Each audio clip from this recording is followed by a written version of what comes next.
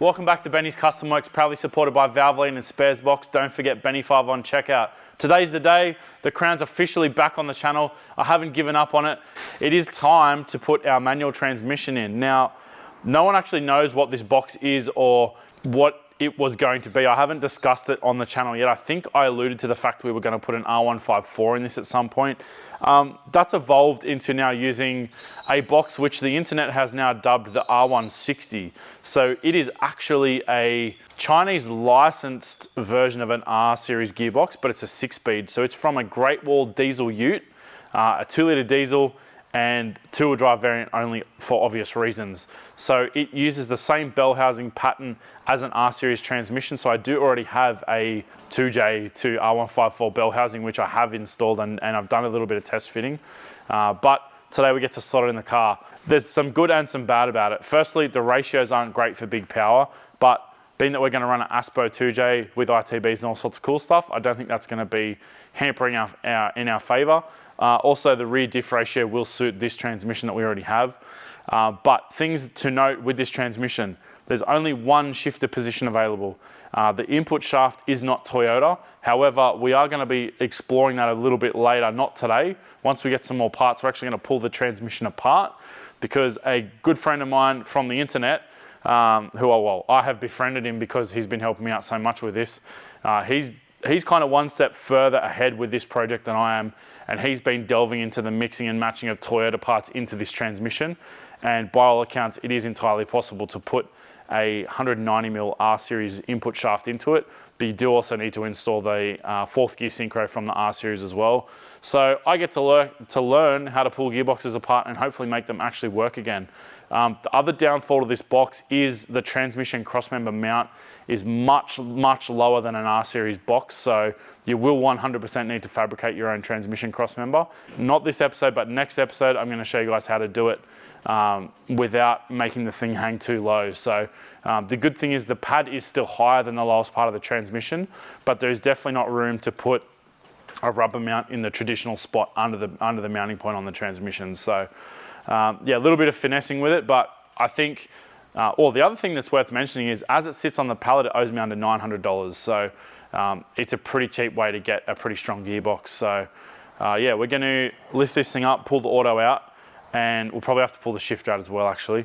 But yeah, we're going to pull the transmission out and put the manual gearbox in and start looking at it, and hopefully that shifter position will line up with the floor because the fellow that I've been speaking to has mentioned that the shifter position is good for an MX-83, and that is an MX-83 with a different body on top. So fingers crossed, and we're going to slap this thing in now and hopefully it works, and hopefully I haven't blown $900 for no reason. Wish me luck. We're going to need to get a new center console. Well, because it's going to be manual, the parking brake's currently where the clutch pedal needs to go, and then there's no handbrake provision in this console. But I'm pretty sure that because these things were around forever, there'll be well, that's not how you take it out. There'll be another version of the console from a manual car, hopefully. It just may be different interior plastic color or something dumb like that. We're on now. Was a CD stacker at one point. How's all just the random stuff? Someone's been in the general area doing something. Just gonna leave that there for now. I'm not all that confident on that shifter position concept. What did I cut off there?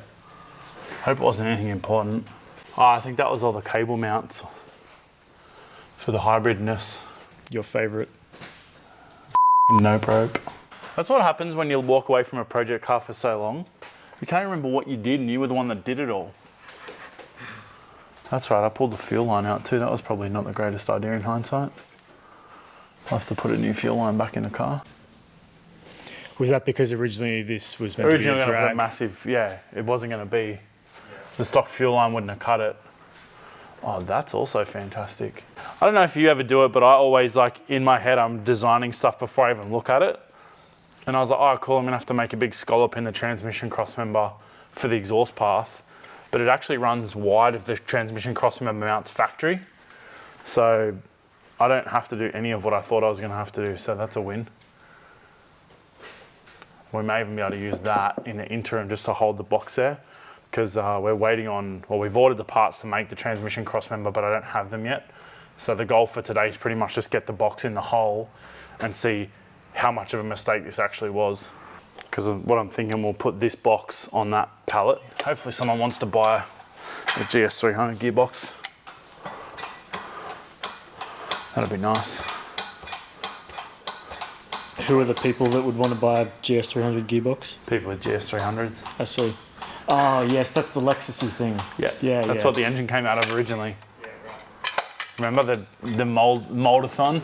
Still didn't smell like that Toyota 86 though, the flood car. Different horrible smells. Both horrible smells in their own right, just different horrible smells. Is this your own custom pallet job? No, that actually was the pallet that came from the wreckers, from the place I bought the gearbox. And then I just put it on the wheelie trolley. Not much on timber. We can't weld it back together when you cut it too short. Ah, yes, I remember. All of this rubbish. Seems I don't have many bell housing bolts. No bell housing bolts all day long.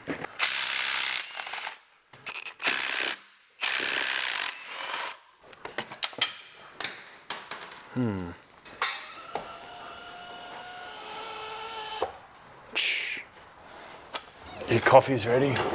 There's also no guarantee that the auto and manual box bolts are actually the same. And I love this little gun. Wish they never discontinued them. That's why I've got 3 of them. Because I bought all of them. You panic bought them? I bought all of them. Yeah. 650, give or take, is the middle of the hole. It's gonna be close. Yeah, far out. It's probably not, it's not in the middle of the hole, but it's at least in the area. That's neutral. Yeah, so I think we might be custom gear sticking a little bit, but we're in the region. Good. Not a total mistake yet. No, we're still at the around point. We haven't found out. The other one's going to be a bit more offensive. Ready? Yep. Many heaviers. Yeah, man. Oh, that's right. They're going to think you got a different cameraman now with this haircut and moustache. Yeah. Who's Pablo Escobar? Yeah. I'm in incognito mode. Stealth Gian. Good. Lift with your back. Is my Wish R160 gonna fit? The moment of truth.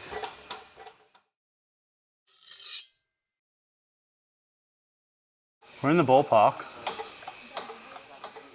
Don't say anything too soon. No, I think we're gravy. The other thing is too, Toyota being Toyota, there's every chance that even the factory manual transmission of these had a different tunnel. Right. Like the actual car is marginally different, because like all the IS series stuff has a different section of the tunnel. Oh, it's a JZ bell housing. So that's a win. I think there's definitely going to be some tunnel trimming.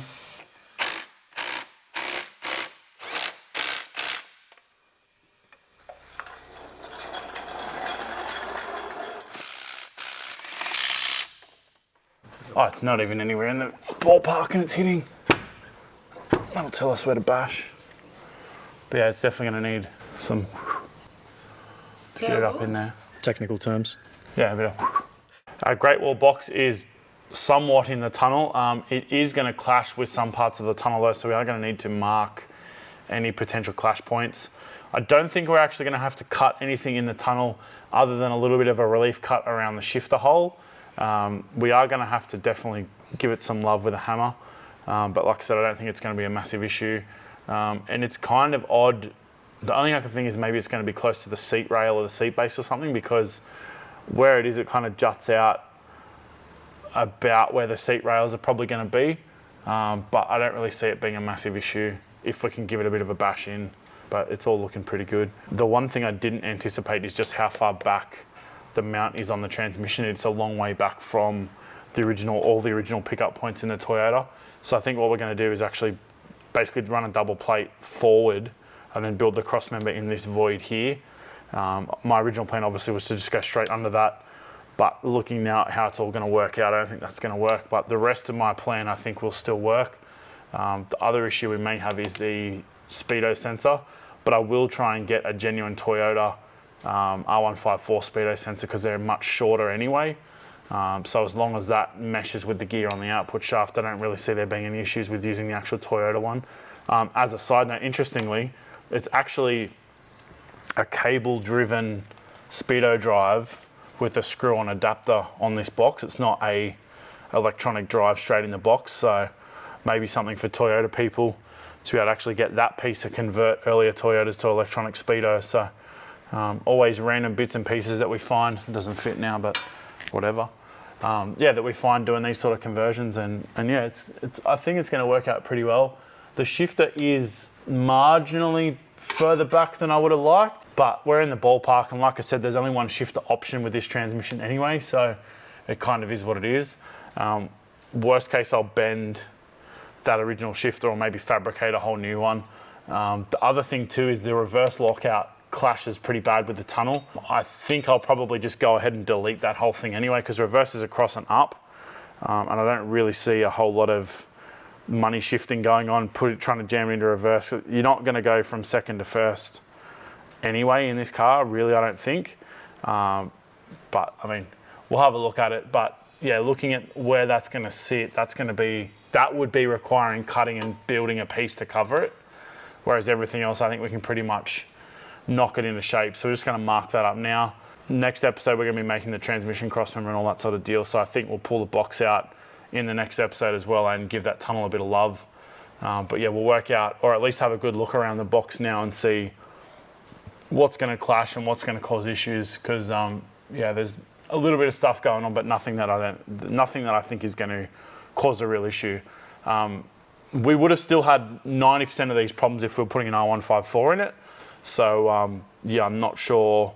I was under the impression an R154 went into an MX-83, but maybe not so much. Or maybe there's a difference somewhere. Because yeah, some of the issues we're having is still the front half in this sandwich plate area. So yeah, not sure about that, but we're going to bash it anyway. And maybe there is some differences to this floor pan for an MX-83. Maybe they've revised some of the pressings in the floor pan, but we'll keep on playing. God damn. You can actually see that the input shaft in that length does go pretty well into the snout of the crank.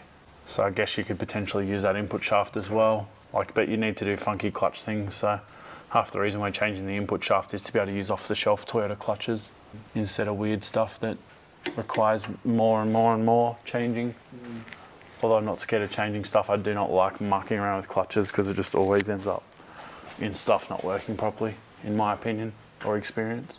Well, we've got the transmission somewhat in the car. It does require some tunnel bashing, so that's going to be next week's episode. Fabricating the crossmember and getting in the correct spot. We will need to cut out also around the shifter relief in the floor. It is a little bit further back, but there is actually no guarantee that the factory hole in a manual version of this is in the same spot anyway, because I know from experience with the Lexus IS platform that the manual and auto hole in the transmission tunnel is in a completely different spot. So yeah, there's every chance that these things are the same also, because this particular body shell, or this platform, did also come in a manual. So yeah, fair chance that the floor is different between manual and auto. So we're just going to basically trim the back of that out next episode as well and get that all back in the correct spot. Then it means that we'll be able to basically get the box in the correct spot, put the shifter in, and then assess our shifter position, because I think the Great Wall shifter actually leans back a fair way, obviously being from a four-wheel drive, or a commercial vehicle in this instance, not a four-wheel drive, but yeah, being in a larger cabin vehicle, having to have that shifter a bit further back versus now a passenger car. So yeah, we're going to have to revisit that a little bit. I'm still not sure what I'm going to do with the reverse interlock. We may just completely delete that because looking at the box, it's pretty easy to delete. So yeah, I'm not sure yet what we're going to do with that, but it may be a lot easier if we delete it from the box to then not have to cut a separate section and repair the tunnel, because that doesn't look fun, and then that's going to mean full interior out, carpet out, seats out, to do welding and grinding in that spot on the tunnel. So yeah, I'd much prefer to avoid that if possible. So some progress to be had, but yeah, not quite as far forward today as I had anticipated, but that's how projects roll. Thanks for watching, guys. We'll see you next time.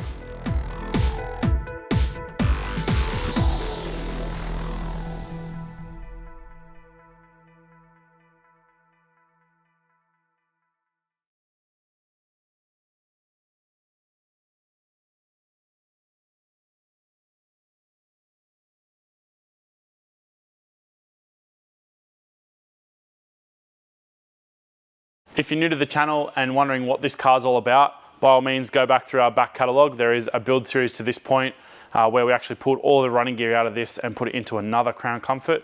And obviously we've now started the 2J install. Go and check it out.